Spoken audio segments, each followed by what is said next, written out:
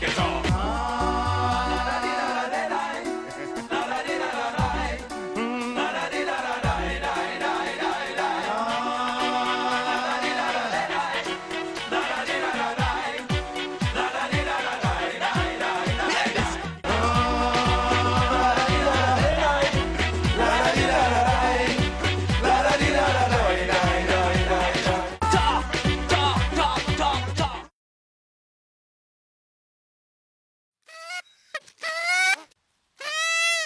Whoa! Here we are. I'm Father Christo, and we are at Napa today. And this is Talk Your Talk. We're hearing you, all of you from Napa. And I want to see what Father Matthew has on his hat. Am I here saying, whoa! Like a real Middle Eastern man. Arab, what is this about? Yes, culture. Yes. Culture, we celebrating the culture. There's a reason to celebrate. Trinidadians like, oh God, we like to lime and everything is a celebration. So you have to find out the essence of the celebration. What you're celebrating? Oh God, Lord. Lord.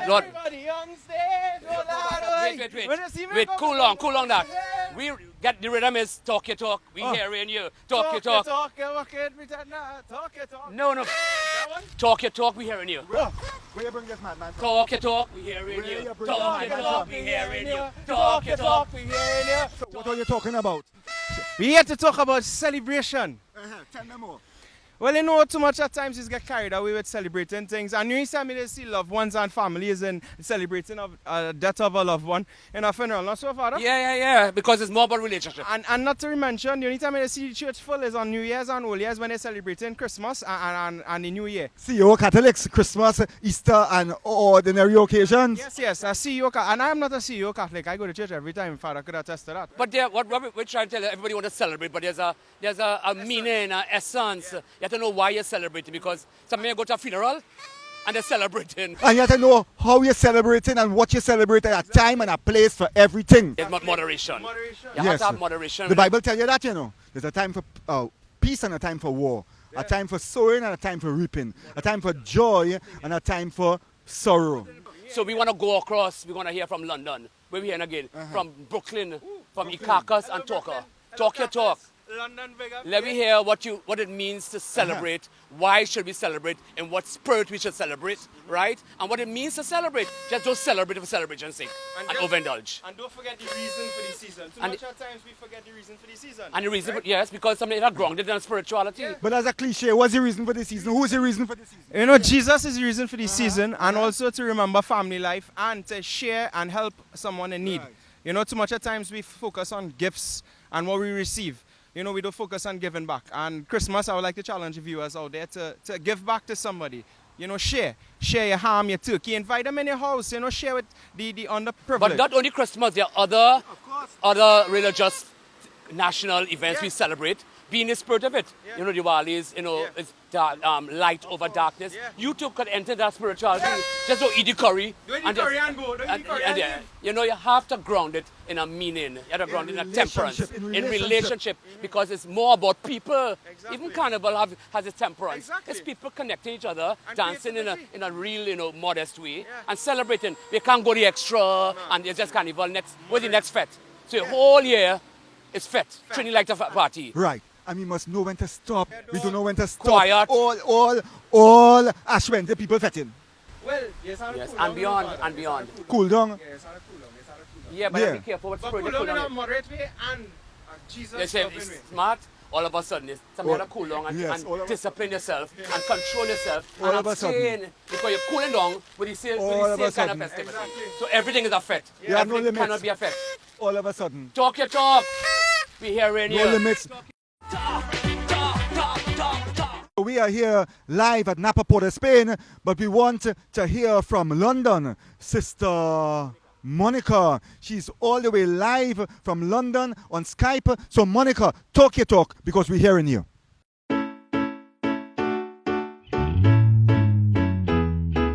Because people need people, and people like any occasion to celebrate.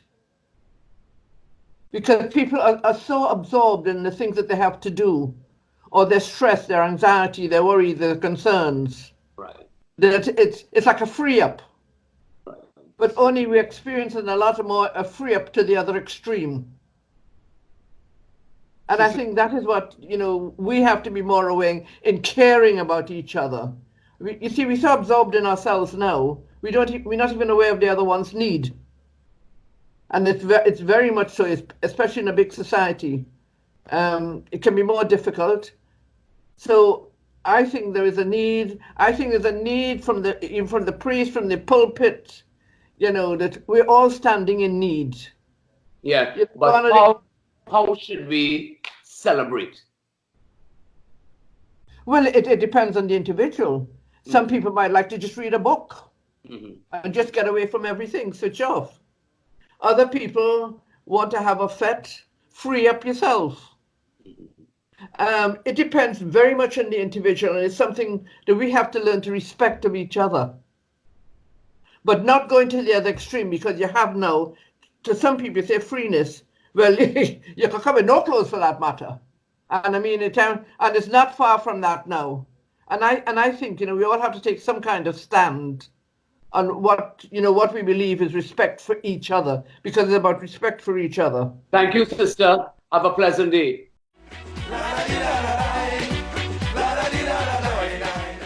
Actually, the church teaches us about temperance. Oh gosh, temperance. Temper yourself. There's a time and place for everything. Temperance is ordering your passion, in an ordered way. You're talking like a priest there, man. Well, he's a priest, I'm not a priest, he's a priest. No, but everybody must order your passion and order desire. That's what we call temperance.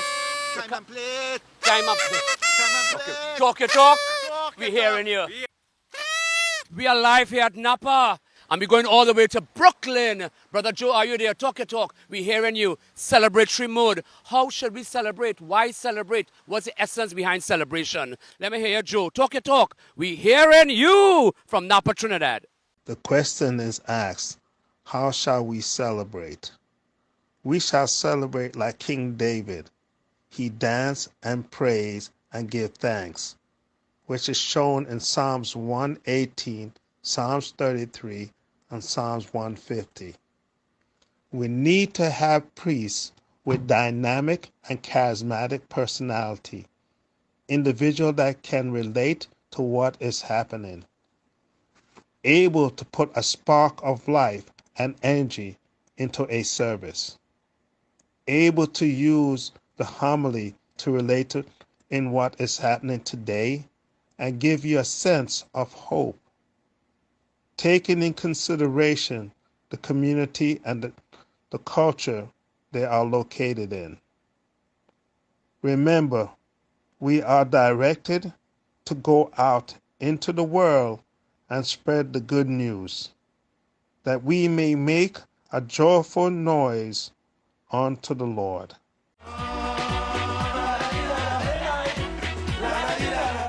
In Tobago, we celebrate a lot of events. Firstly, we celebrate Village Church Harvest. Every week of the year, a different village celebrates Church Harvest. We start with Pembroke the first Sunday of the year. What do? We go to the church for our blessings, and then we visit people in the village. We visit their homes, we eat, we drink, and we socialize. Another event for us in Tobago is the Fisherman Fest. All the seaside villages celebrate Fisherman Fest once a month. Every month a different village celebrate that fete. What do? We go watch the main attraction, which is the boat races, and then we go around the village to different homes, we eat, we drink, and we socialize. Another main event for us again in Tobago is Christmas. We love Christmas in Tobago. We are celebrating people, but in our celebration, it must be purpose driven. There must be no excessiveness. When we celebrate, we must never degrade our value system. Remember, we are children of God. We are always ambassadors for Christ. In our celebration, self-discipline is important. Yes, we celebrate. We must celebrate, but we must celebrate within boundaries. Our values must always remain intact. Talk your talk. We're hearing you. I'm Dexter from Seagulls. Talk your talk.